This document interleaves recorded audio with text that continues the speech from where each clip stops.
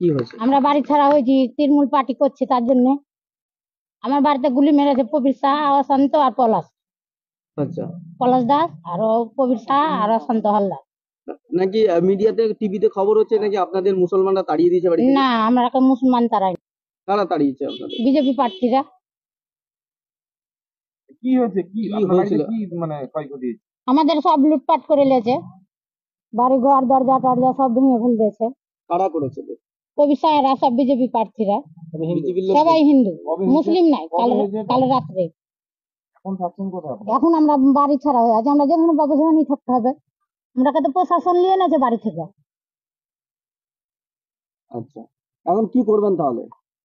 আমরা এখন পার্টির কাছেই চাহাবো, আমাদের কি হবে না হবে সেটা পার্টি বুঝবে। আচ্ছা, আমরা তো পার্টি ছাড়িনি, আমরা পার্টি করেই যাচ্ছি। আর আমরা বিজেপিকে তো ভোট দিব না, আমরা বিজেপি তো করবো না। আমরা যখন মুসলিম হয়েছি তখন আমরা মুসলিমেরই পার্টি করব। আপনাদের মুসলিম বলছে? হ্যাঁ, আমাকে মুসলিম বলছে, তো আমরা তৃণমূল পার্টি করছি বলে মুসলিম।